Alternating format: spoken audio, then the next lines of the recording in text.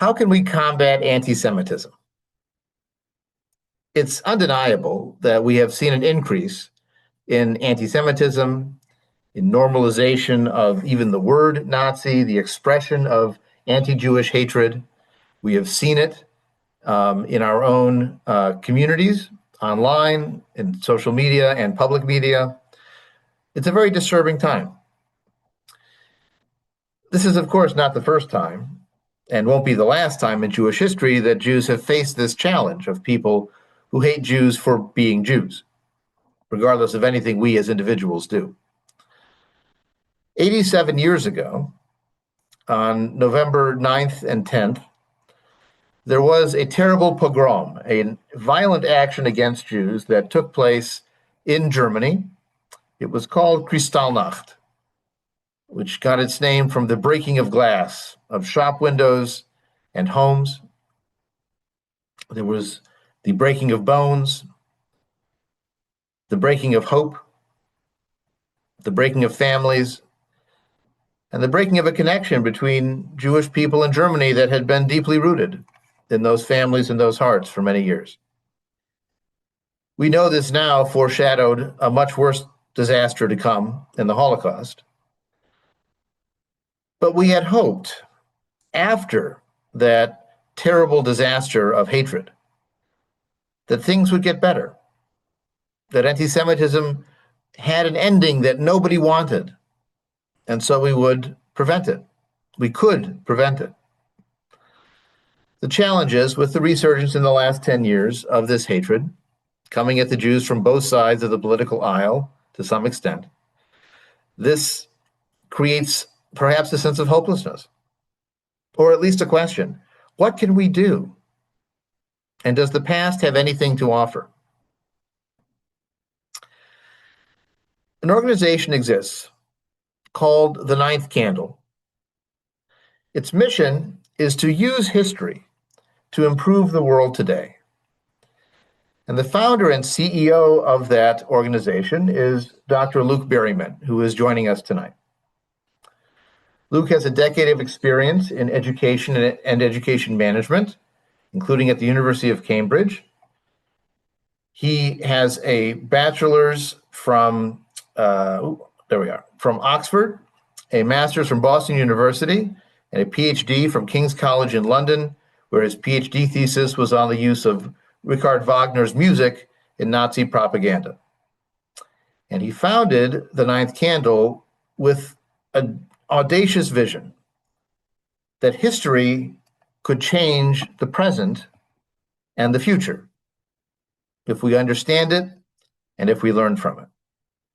And so with that, I would like to turn it over to Luke to share some insights on this anniversary of Kristallnacht, but also some of the lessons history offers to us today. Luke, thank you very much for joining us.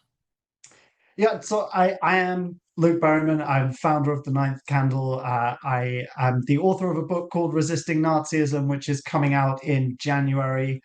And I'm going to talk tonight about Kristallnacht, but with a specific focus on one synagogue, the Nuremberg Synagogue, because I think that synagogue was unique for all sorts of reasons.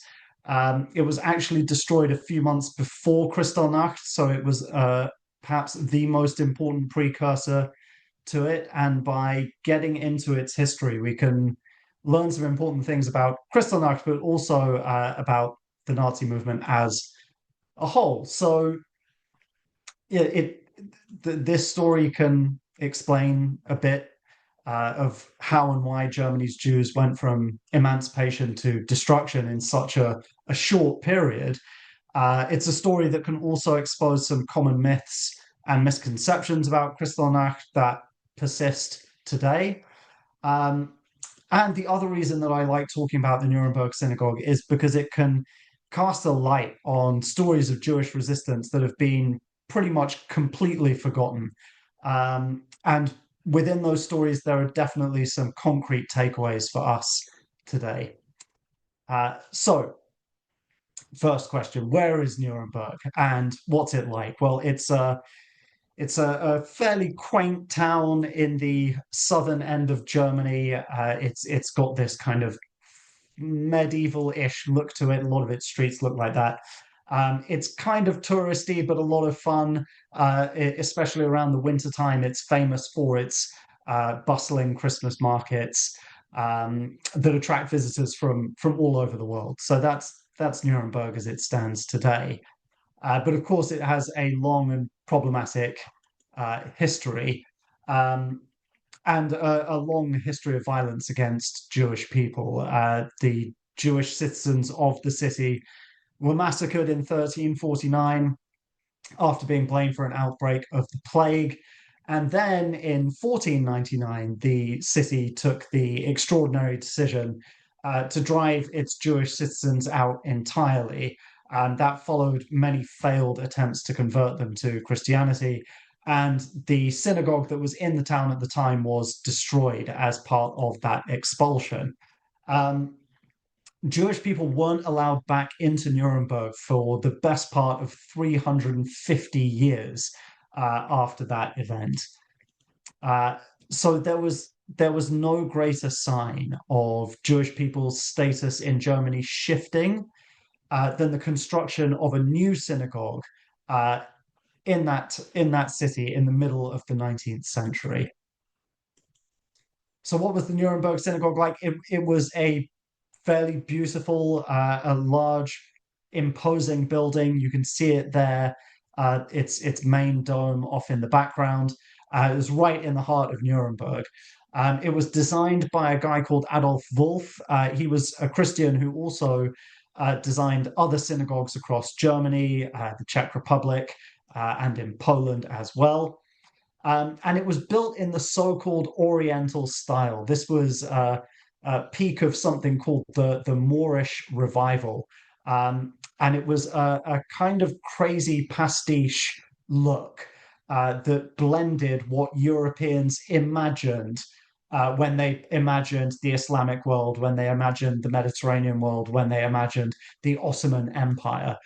So it's characterized by the kind of big, large domes that you can see there off in the background, by decorative minarets, by horseshoe archways, by very bright and colorful wall patterns all through the interior.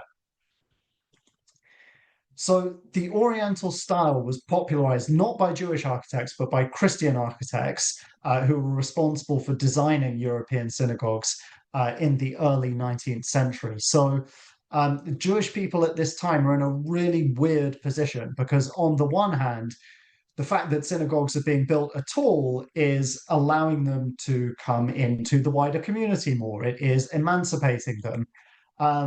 Here is a very famous example of the Oriental style, the Berlin New Synagogue, which opened in 1866.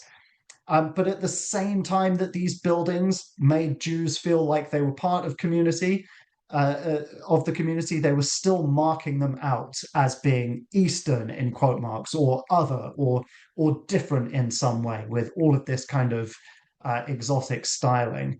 And this style was deliberately decadent and fantastical and kind of over the top. And all of this was a marked contrast with the characteristics that German nationalists considered to be Germanic, again in air quotes.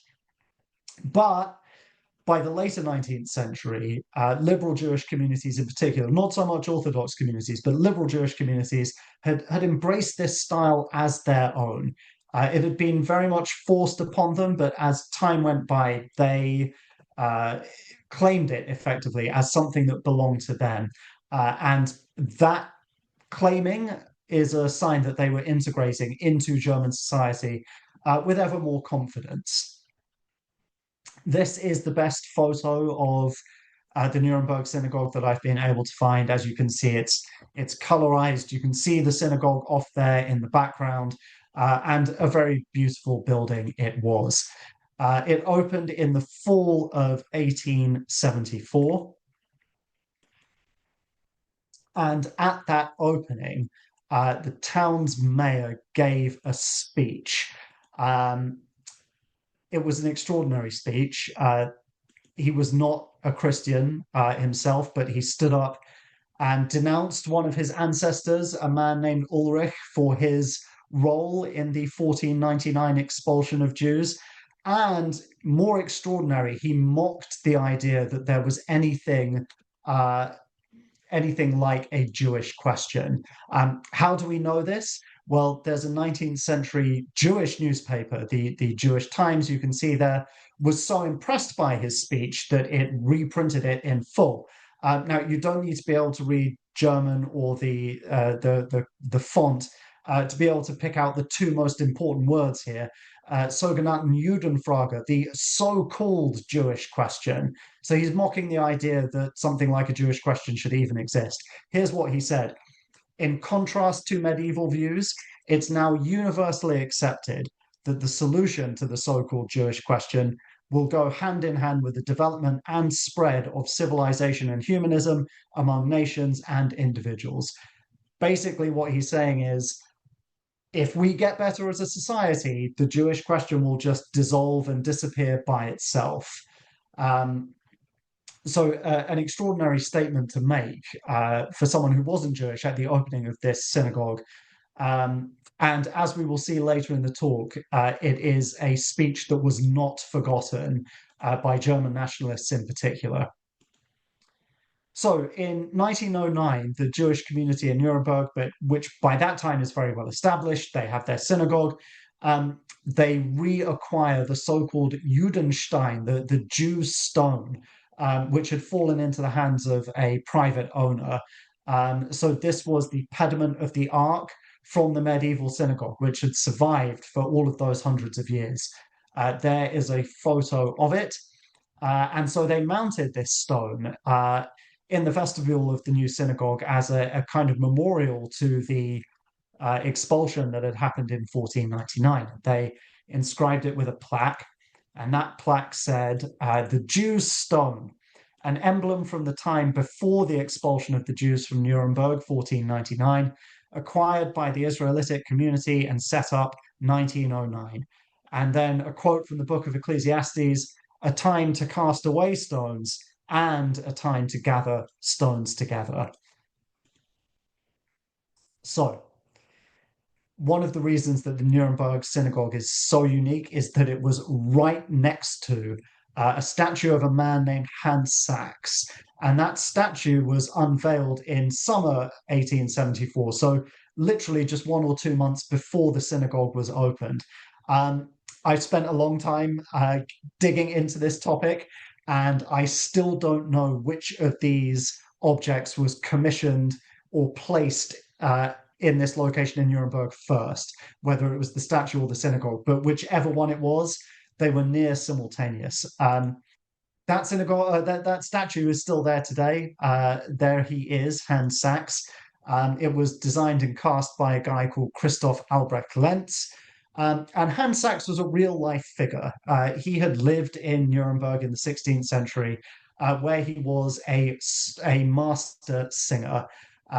So just before we go on to the next slide, just take a note of what's unusual, like a mental note of what's unusual about this statue. First of all, he's sitting down. So he's not standing up. He's not tall and imposing like a statue figure normally would be. He's got this kind of down to earth quality about him.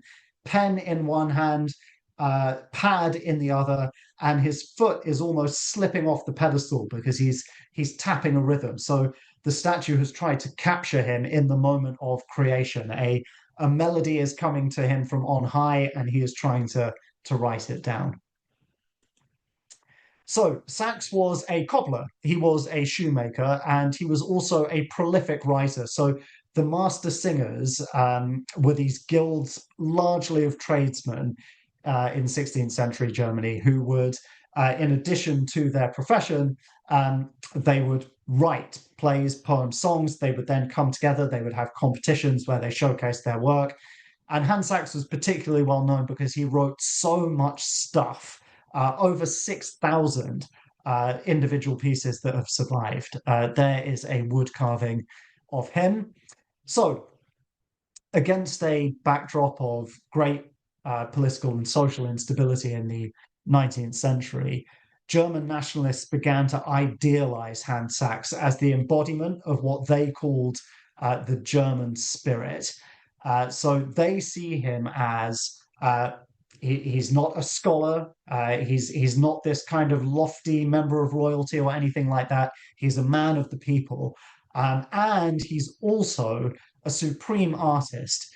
But he's not a supreme artist because he's been very well trained or because he's had a very good education, because he's been to fancy schools or universities or anything like that. No, his skill comes from his innate ability. He knows stuff that can't be taught.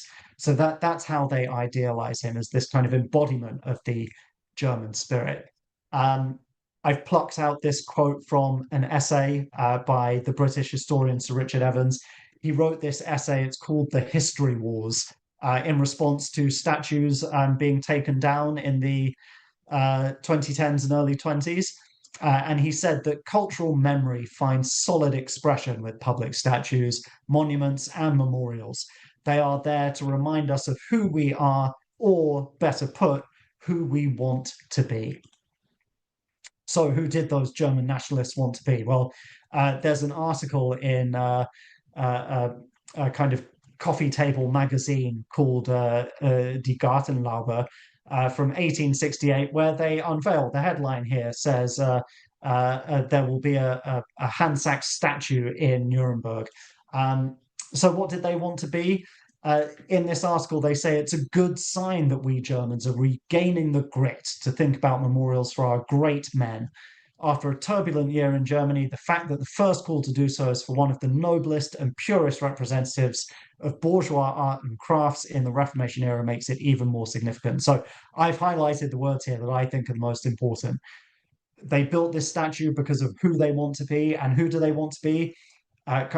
People with regained grit, great. They want to be noble and they want to be pure. And they see all of those qualities in their kind of imagined version of Hans Sachs.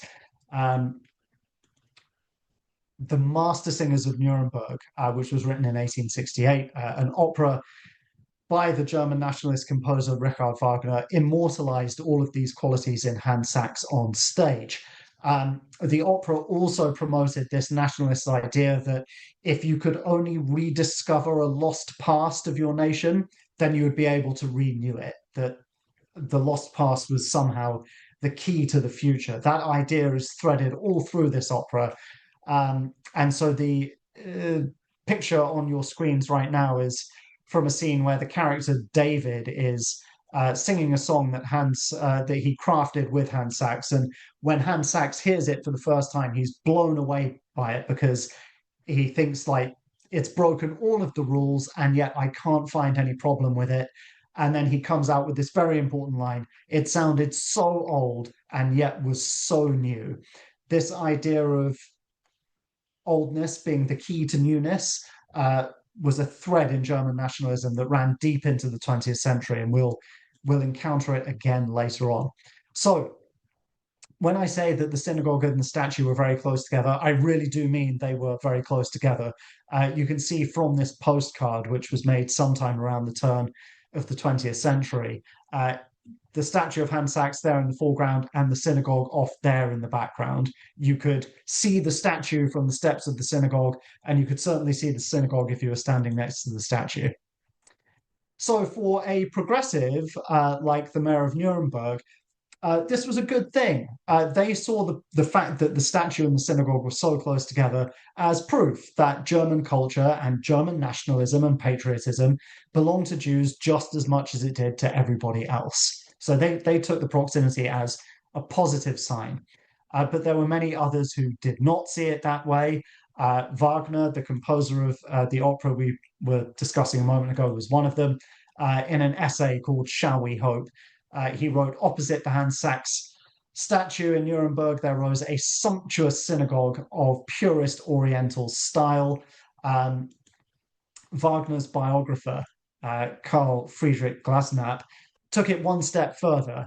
He quotes Wagner almost exactly, but he says that opposite the statue of Hans Sachs in Nuremberg, there rose proudly and insolently a synagogue in purest Oriental style. So these are just two tiny snippets of text, but they tell us something really important about how German nationalists were viewing the synagogue and how their view of it changed over time. That as we get into the 20th century, they stop seeing it as just being kind of decadent and crazy and over the top and start seeing it as proud and insolent. That they start to see it as something that is mocking them. Later on, a Nazi writer called Richard Wilhelm Stock used an image of the Nuremberg synagogue and the statue as the frontispiece for his book, The Jewish Question Through 5 Centuries. This is an enormous tome. So the fact that he's put this one image to summarize the whole book, I think is quite revealing.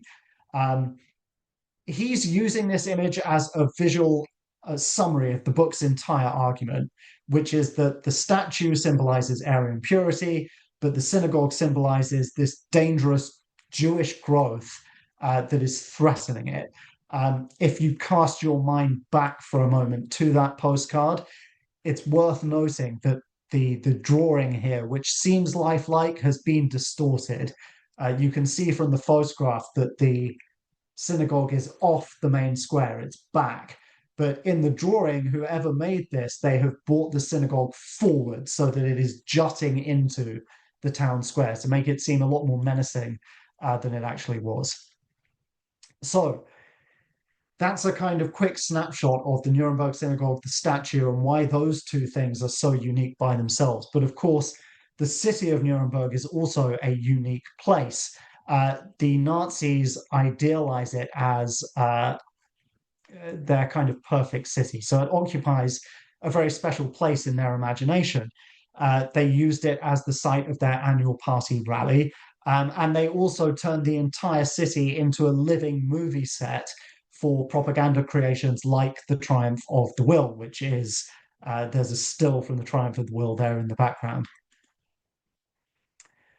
Then in 1935, they write Nuremberg into their racial laws by naming their racial laws after the city. That's not coincidence because, again, they are associating their Nuremberg, with racial purity and the Jewish synagogue with danger. So it's not coincidence that they name the racial laws after the city of Nuremberg. And even in everyday life in Nazi Germany, this kind of idealized image of Nuremberg filters down. So one example, I think, is this kids' board game, which was printed and sold in the Nazi era. It's called Judenraus, Jews Get Out. And the object of this game, there's lots of Jewish-owned businesses inside the medieval town wall, and the players have to gather up all of the Jewish shop owners and expel them beyond the wall. But with these kind of perfect little castles and the town wall, this is the kind of thing that would have invoked Nuremberg for the average member of the German public during the Nazi era. So, why were they so fixated with Nuremberg? Well, one reason is that the layout of the city made it easy for them to connect an idealized, imagined version of the German past with their own movement. As they saw it, they were striding into the future by bringing back a lost era of greatness. For my book, I interviewed a guy named Arno Michaelis, who had once led one of the biggest white power movements in the US. He has since left the movement and done a lot of work against them. And in my interview with him, he told me that this type of return narrative is what he called it, that this is a crux to all far-right extremist movements, right? The idea that we are rescuing some great lost past. So the Nazis set out on the one hand to rescue the lost medieval beauty of Nuremberg while changing the outskirts of the city with new buildings that were absolutely enormous and that expressed their ideology in stone. So things like the party rally grounds, for example, which they actually did finish. They had also planned a sports stadium, which they did not finish, but it was designed to seat 400,000 people. So at least 4 times bigger than the biggest stadia in the world today. It would have been absolutely massive. But on the other hand, they were also renewing the inner city but to make it look older. So again, we've got this kind of strange dichotomy where they are making something that seems so new and yet it seems so old. Here is an example of the kind of thing that they were doing. So this is a building in Nuremberg. The left is as it was before the Nazis took over the city, and the right is after they had finished renewing it. So you can see what this renewal involved. They have narrowed the roof of the building to make it more pointy. They have added timber frames to the front of the building. They have changed the windows to make them kind of more quaint and visually appealing. So this isn't based really on anything real. It's how they're imagining this lost past. And this was something that they were doing very consciously, very deliberately. They even went as far as connecting the old part of Nuremberg with the party rally ground. So they build a road, and the road goes from the old castle in Nuremberg down to the party rally ground. So as the party processes, it is literally going from the old into the new. And they tried to hammer home this idea however they could, whenever they could. This is the front cover of a girls' magazine. You can see old Nuremberg there in the background, new Nuremberg down there in the beginning, and the German eagle kind of joining the two. So, in their mind, in the kind of Nazi imagination, they were turning Nuremberg into a celebration of past greatness, but they were also trying to make an intimidating statement of their own power and permanence. But it's very important for me to underline that their vision of Nuremberg's past was cheap, it was tacky, and it was childish. And I put this presentation together and I was thinking, I really wish that I had something to illustrate this point with. And just yesterday, I was helping to chaperone a field trip for a bunch of high school kids around the Cantini Museum, the military museum here in Illinois. And as I was taking the kids around, I spotted this among the exhibits. This is a commemorative plate from the Nuremberg party rallies, and it perfectly showcases this cheap, tacky childishness that was tied up with the Nazis' version of history. Nazi Nuremberg, it was a chocolate box world of quaint, pointy roofs and commemorative plates. Nazi history was not something that was serious. Um, in any case, there was certainly no space for a synagogue in this nationalist fantasy land that they were building, let alone one that was built in the so-called Oriental style. They begin using the term building sin to describe it. So there is a record of a local architectural consultant, Walter Brugmann, describing the synagogue as a building sin. He wanted to strip the front away and build something completely new to get rid of the Oriental style. But the mayor of Nuremberg, Willy Leibel, was much more radical. Also described it as a building sin, the worst building sin of past decades. But he felt that the only solution to the problem of the synagogue was to remove it altogether. So, October 1937, Hitler signs into law the law for the redesign of German cities.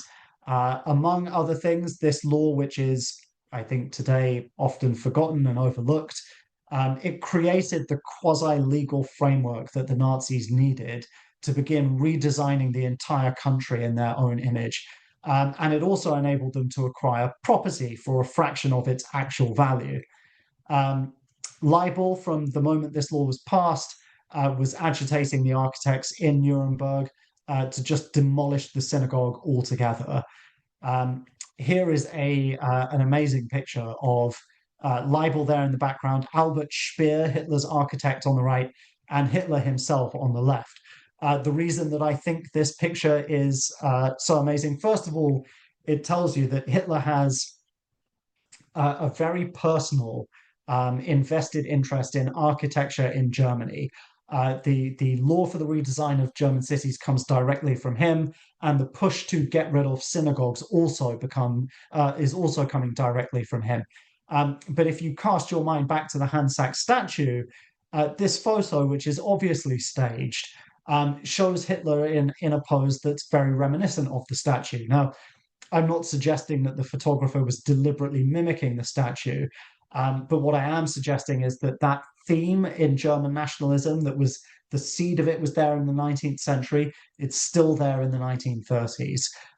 This shows Hitler with pen in one hand, pad in the other. He's not in a traditional standing position. You can see wherever they are on site. There's a building in the background.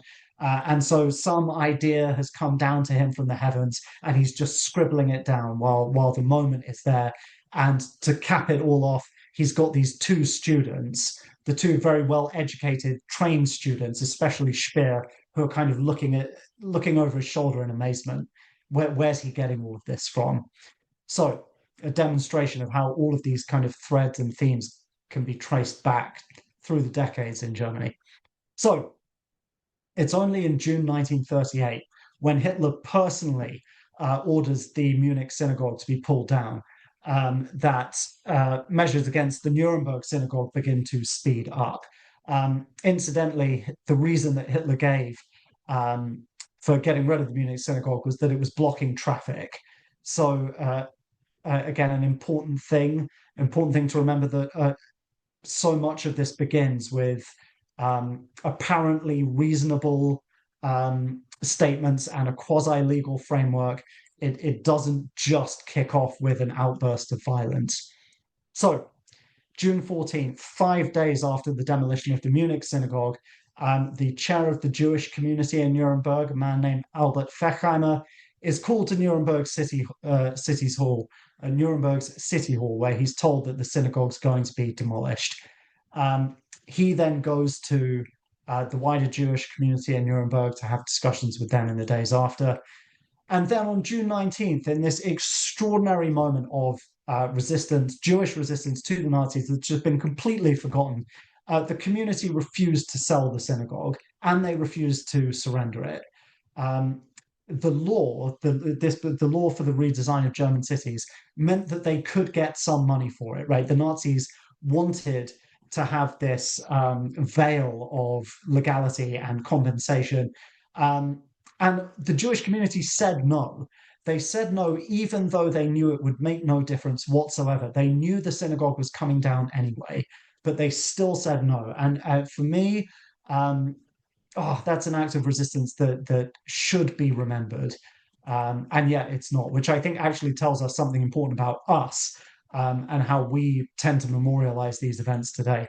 So Bernhard Kolb, who was the secretary of the Jewish community in Nuremberg, he explained that the Nazis had wanted, as they had done in Munich, to cover up what he called the odium of violence through the community's voluntary renunciation of the synagogue.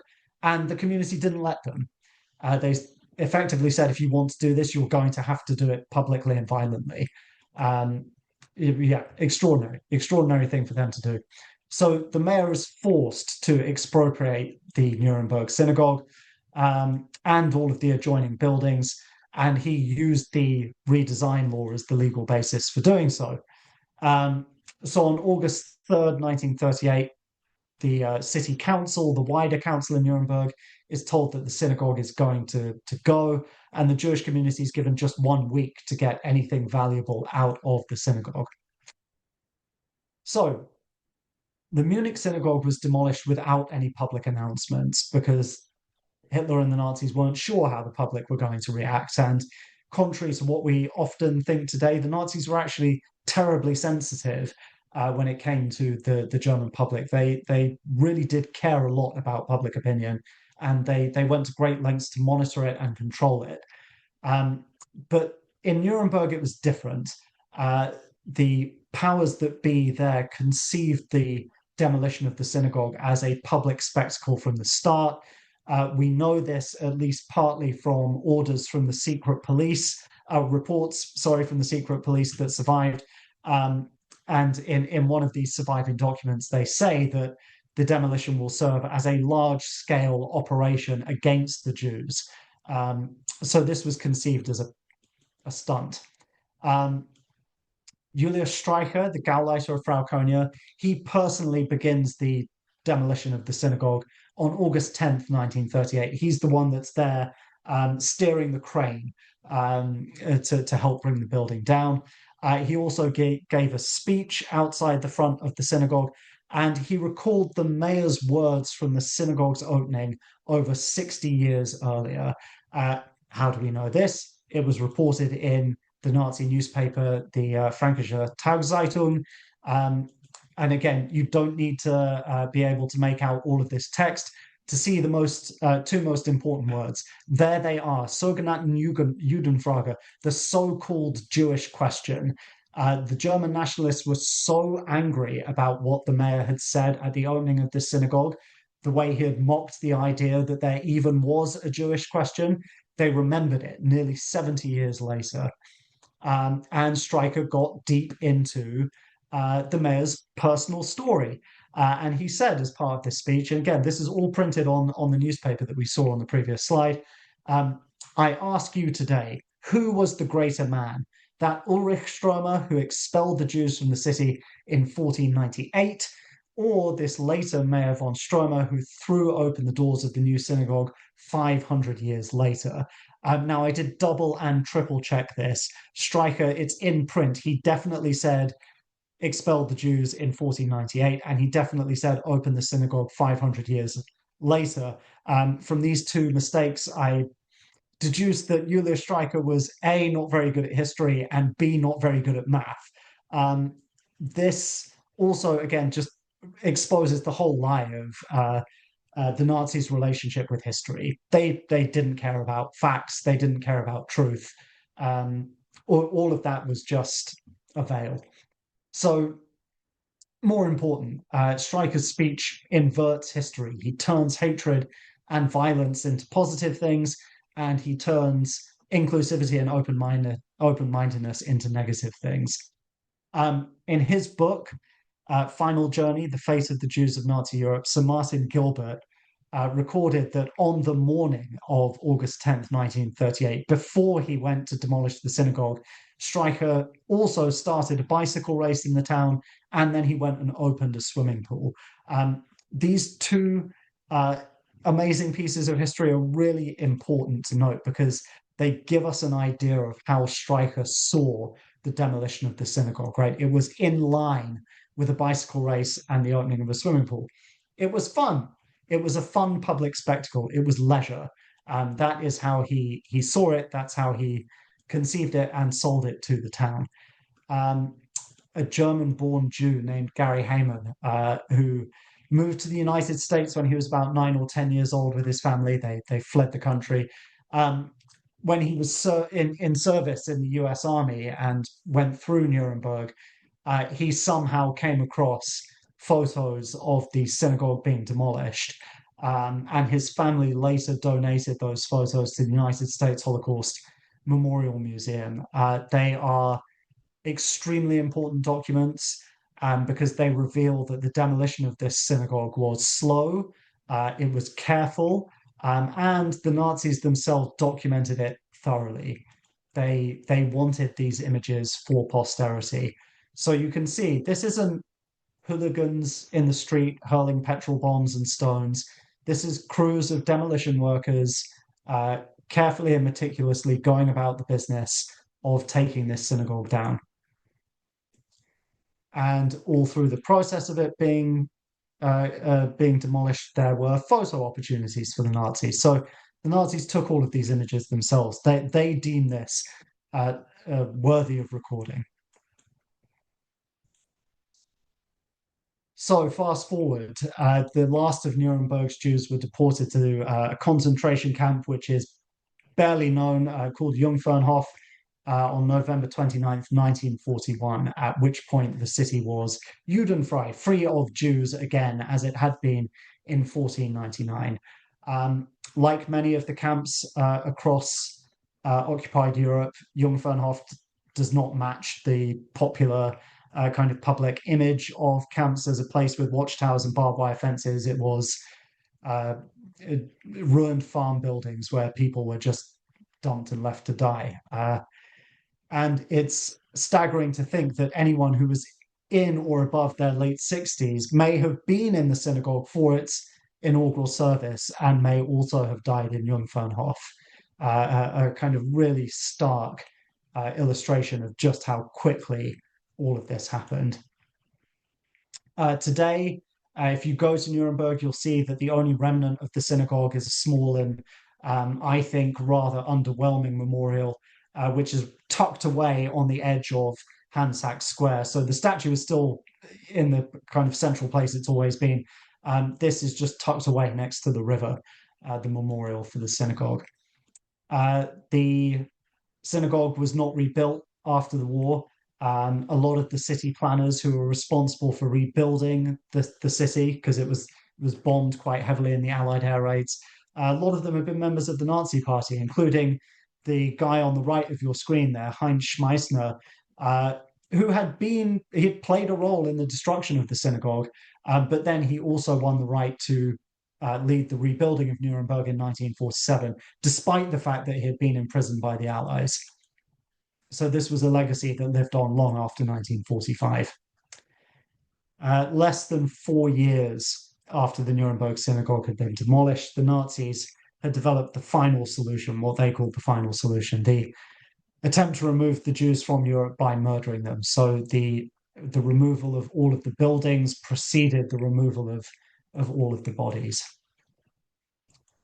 So, some takeaways from all of this before one final thought. It's important to remember that Nazi discrimination against the Jews moved very quickly, but it was normalized, and they normalized it by moving in a pattern of almost infinite pattern of very small steps. Kristallnacht did not just erupt out of nowhere. First, they demolished the Nuremberg synagogue. They do it, the Munich synagogue. They do it as quickly and as discreetly as they can. When no one protests, then they pull down the Nuremberg synagogue a couple of months later and they make a big public spectacle of it. When no one protests, the stage is set for Kristallnacht, a much bigger, much more violent action a couple of months later. So Kristallnacht was the culmination of a decision to remove synagogues from Germany that Hitler himself had taken over a year earlier. And yes, there were obviously spontaneous outbursts of violence, but the Nazis' execution of that decision could also be really ponderous and slow and even timid. And I think the story of the Nuremberg synagogue to some extent illustrates that timidity, that cowardice in the face of the Jewish community who dared to say no. And even that brings me to the next takeaways. It's so important to remember that even during this time, in the late 1930s, on the eve of war, on the eve of the Holocaust, there were acts of Jewish resistance and resilience that today we've all but forgotten. In Holocaust education, we often talk a lot about upstanders and allies. Those terms get tossed around frequently, but we don't often stop to define exactly what we mean. Especially when I'm talking to students, I like to say that being an upstander or an ally means two things. One, enabling people to participate fully in wider society while keeping hold of their own beliefs and practices and traditions and respecting all of those. And then two, it also means helping people who are marginalized, no matter the personal cost to you. To illustrate that final point, a kind of concluding thought, this text on your screen is another document from the Nazi secret police that survived the war. And I will read it out. Shortly before the razing of the synagogue, Jews secretly had a massive stone weighing 250 kilograms removed from the synagogue and transported to the Jewish cemetery. It bore an inscription in remembrance of the first synagogue in Nuremberg, which burned down 500 years ago. The removal of the stone was arranged by the Nuremberg master builder Fritz Frisch, who did not join the Nazi party until 1937. Frisch was immediately dismissed from the party, and his lack of character was fittingly branded in public. I have not been able to find anything out about Fritz Frisch, except for what's in this document. I have not been able to find photographs of him. I don't know anything about his life. All I know is that he was considered an Aryan by the Germans, enough to be admitted into the Nazi party, But as this catastrophe was unfolding, he also found it within himself to help the Jews of Nuremberg salvage something from their synagogue, no matter the cost to him personally. And being expelled from the party was the equivalent of a dishonorable discharge from the US Army. It was a mark of dishonor that would have followed him around for the rest of his life and certainly would have destroyed his career. Um, Even though the Nazis were evidently aware that that stone had been removed, for whatever reason, it wasn't destroyed. And so today, if you go to the outskirts of Nuremberg, there is a new synagogue, the Arno Hamburger Strasse Synagogue. And if you look carefully at the wall, and if you cast your mind back to the beginning of this talk, you can see there the original so-called Judenstein, which was there in 1499 and was salvaged and was then mounted in the synagogue in the early 1900s and is now there in the wall today. It is a beautiful and very powerful visual statement of Jewish resilience through the centuries. Thank you so much for having me. I'm at the end of the talk. If we've got time for questions, I'll be very happy to stay on the line and answer any that you may have. Um, I would warmly invite you to check out the Ninth Candles website. That is our email address. If we don't have time for questions, or if a question pops into your mind after we finish speaking, please feel free to reach out. I'm always happy to hear from people. You can use that QR code that's on your screen to find out more about my book. And otherwise, the only thing that's left for me to say is thank you ever so much for listening. I think the visual is perhaps the most disturbing and inspiring. The position of the statue, the connection of the stone, um, and what I think your presentation demonstrated is the importance of emotions and not just facts. Stryker's speech, where he gets the year wrong and he does math wrong to get there, it's for the emotion. It's to say around 500 years, not 452 years. Or, he doesn't care about the math. It's the emotions. And I think you used that in your presentation very well for us to feel both the joy of building that synagogue in that context, in that central context, but also the pain of its destruction, and then that not full consolation of having it appear again in the new synagogue. Um, you can use art for terrible purposes, like those Nazi rallies, which were also aesthetically designed. But you can also use it to heal and to bring new life. So I really appreciated that. I see Janet has a hand up also. I just wanted to thank you. It really gave me a different viewpoint for looking at Kristallnacht, that it wasn't just this violent uprising, that they did try to appear like they were rational and being within the law, and then to get the people on their side. It's the timing is funny. I doing the 11 and 12-year-old Sunday school this week, and we're talking about Kristallnacht and propaganda. And this takes it from a whole new level of where they're trying to get people on their side before they can, how do you get your neighbors to actually agree to this? And so thank you. It was a really interesting perspective. Thank you. Yeah, well, I'm glad it resonated, and yeah, absolutely. Like I mentioned, I think it's one of the things that people find the most surprising about Nazi Germany is just how much they cared about public opinion, and they were very sensitive to it. They went to great lengths to monitor it. There are the reports of the secret police that survived just on things that you would imagine were completely trivial. They, for example, would go into movie theaters and make notes of stuff that they heard people talking about, so they could assess, the party could assess which movies were more popular than others, and then once they know which are the most popular, they can pump out more of them. Those And I'm sure surviving reports, the newsreels too. oh yeah, Yeah, because that's where people got video news. There was no TV. That was the group TV. yeah.